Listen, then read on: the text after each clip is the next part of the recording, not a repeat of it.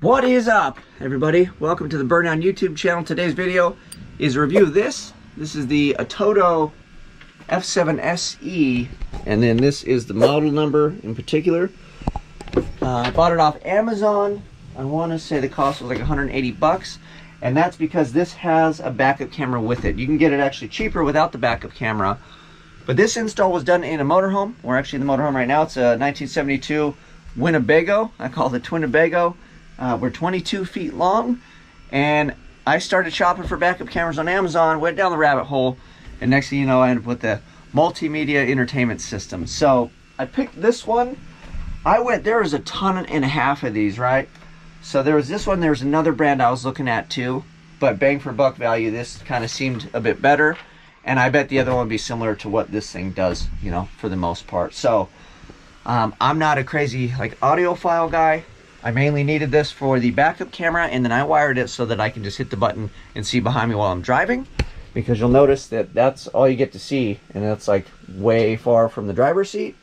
And then this is a big blind spot because of the kitchen area. This side's not too bad, you know, because it's more window, but still, this is your blind spot and this is your blind spot, and then obviously trying to see in the back is ridiculous in this thing. So this is going to help me tremendously, so I don't hopefully run into stuff or back over things while we're driving. So let's jump into the review.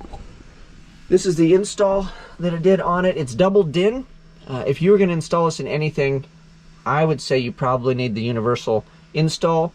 I knew that I could just come up with whatever, so I didn't bother.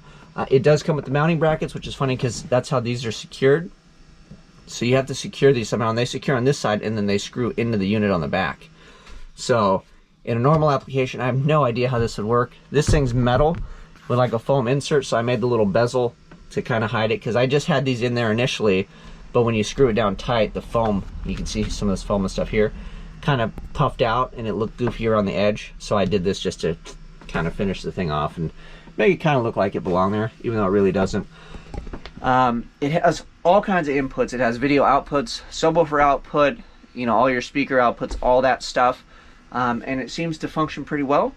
The backup camera, which I was very excited about, I bought an extension because I'm like, it's a motorhome, we're just getting the extension, there's no way it's gonna work. The cable that came with this worked. So let me go show you that. We've got it installed on the back. I got my backup camera back here, and this is all factory stuff that came with the radio. Oh, my wife's making a big puddle for us. So there it is. This is our little backup camera. It's HD, like 720p, and then it's right off center of the little tow hitch guy. I figure if I ever had a tow hitch so I don't smack the thing, hopefully, when I'm messing with it. I really kind of wanted to put it up here, but it made wiring way crappier because then I have to come through the cab and everything. Having it down here just allowed me to go over to the frame and then made wiring simple. So having it there made it fit. Like I said, they gave me enough cable, everything's wired. It was pretty cool. The only thing I don't have is I don't have a gear selector switch on this thing. I've got a 480E transmission in here, and there's the piece. I didn't have the piece. Maybe I'll have to go to the junkyard. So I technically don't have neutral safety, and then it knows what gear it's in through the Holly, but from an electrical connection standpoint, like my reverse lights don't work, and then I don't have a neutral safety hooked up to my shifter, which would be done on the transmission. So the reason I'm telling you that is because the backup camera does work, but I have to tap it to get it to turn on. I don't have it where it automatically happens in reverse. So I could hook up a switch, which I may end up doing, where I just flip it and it would put the little guides on there, but ultimately I don't really think I need it, because this isn't like a trailer, I'm not trying to back stuff up. I just want to see what's going on. I can hang out the window and know if I'm going straight or not. So that's not a big deal to me, but yeah, you do have to hook it to your reverse light in order to get the guides. But if you didn't really care about the guides, yeah, you don't need to. So let's grab the keys, fire this thing up. We'll play some wonderful YouTube friendly music I'm sure you guys are all going to enjoy, so that way we don't get popped for copyright.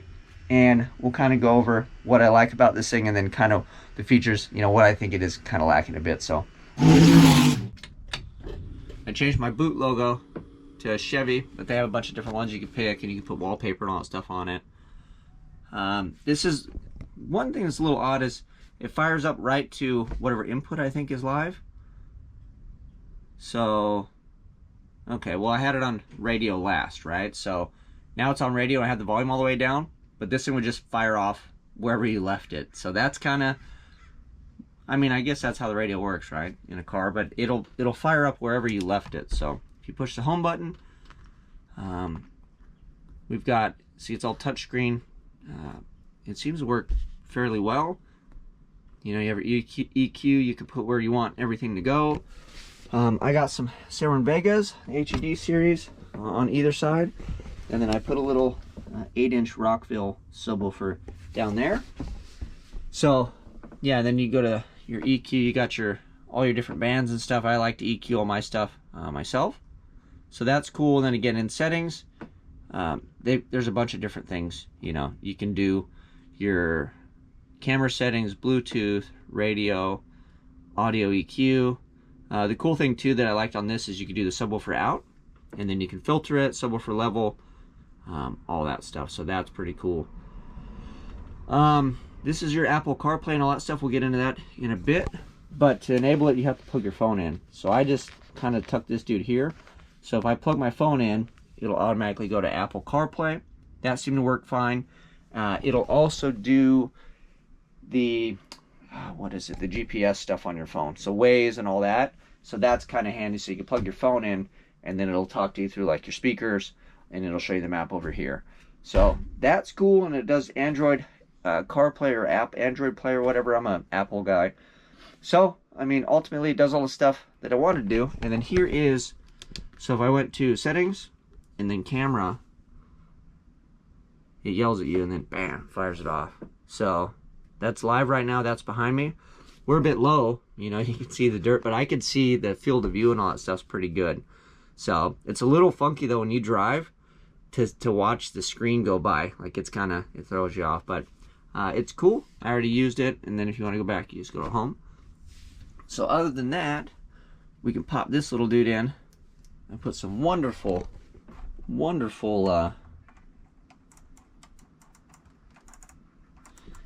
here's your volume here, and then this is an add-on that I ordered extra, and this will do like I can pause it, play it, all that. And then the thing that's cool about this is it's magnetic.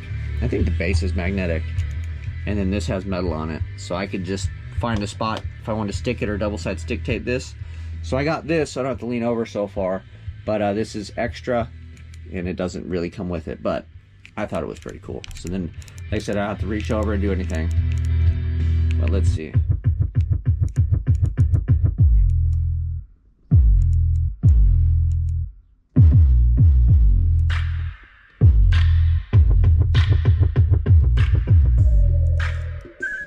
So I know that the audio is gonna be crap and you really can't tell if it works at all. The little 8 sub is pretty cool. These speakers are decent, but what I will say is, as far as audio goes, this thing, it sounds clear, and I like the EQ, but it's definitely not loud enough for a vehicle like this, especially with just those 2 speakers. So there is 4 outputs. I'm gonna need a couple more speakers, and then we'll see if the head unit's enough to power it. In worst case, I'll have to get like a small 4-channel amp to push those. And then that little 8's pretty good for what it is. I think it was like $100, 114 bucks with an install kit. So I think I might keep that one and then stuff like a 10 down there. And then the little 8 will fit over there on that side of the seat. So we'll have one on that side and one on this side. And then that will be, I want a little more bass, but it's good. It's for an average individual, this is probably more than enough. I just want it to be a little bit overkill. And then the cool part is I have the subwoofer input, so I can just turn it down. Like if you're just driving and it's like too much and people don't want to listen to it, you just turn the thing off, no big deal. And then if you like jamming it, you just turn it up. Like when I'm in here mobbing by myself, of course we're gonna be cranking that thing all the way up and shaking this thing apart. So all in all, I think it's a good value, bang for buck. And if you already kind of had speakers and everything else, it'd be really fairly cheap. But once you have to start plugging all this stuff in and getting it all done, you know, I think all in I was in under like 500 bucks. But I bought this little guy too. I don't have the cover on it, but this thing's pretty awesome. So this is power distribution, little fuse panel.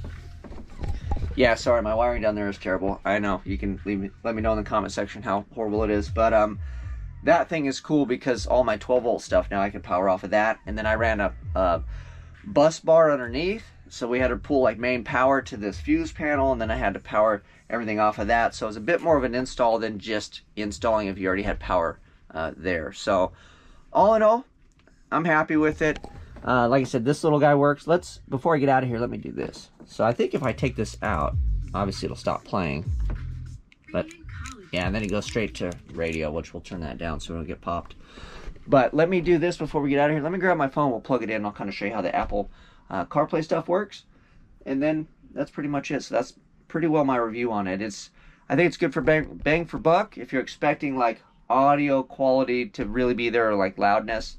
The audio quality, I will say, it sounds good. It's just not loud enough. If you like loud music, I would say you're probably going to need to push it through an amp. But the good news is it has the outputs. So it has the audio out for the front and rear. So I think they already set it up to like, if you really want to bang on this thing, you just push that into like a 4-channel, and then you got your sub out, and you could make something pretty awesome out of this for sure if you wanted to push some real power through an amp. So let me get my Apple CarPlay. We'll show you that, and then we'll wrap this. So here's my phone. If I plug my phone in, let's see if I can do this kind of one-handed. We can go to Apple CarPlay. So there you go. So the app's not running on here, but it's cool because I could go and I could talk to it. Where would you like to go? O'Reilly Auto Parts. So you can adjust the voice. Whoa. One possibility is O'Reilly Auto Parts on 6th Street.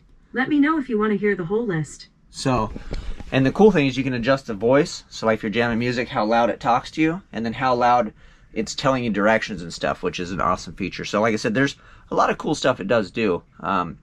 I feel like I got my money's worth. And then you can play music off of your phone. There's other apps too. I don't know what other apps work with it, but again, I think Spotify. So any of the apps that work with like Apple Music or Apple CarPlay. So here's the menu, right? So I just went to the menu there. So this is my phone menu of all my stuff. Google Maps, settings. So now it's essentially similar to what my phone is. Phone, you can make phone calls, all that stuff. Oh, here's yeah, so this would be my music that's on my phone. So it's pretty dope. And then back to the home screen. So now you're at the home screen back of this guy. So again, Apple CarPlay. And everything seems to work pretty well. You can watch videos and YouTube and all that stuff. There's I'll show you that too. There's a mirror link. You can go, where do I go? Home here. And if I go to auto link, it should mirror what my phone looks like, right?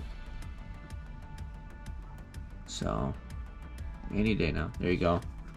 So if you, I think if we did like a picture, yeah, we do a video.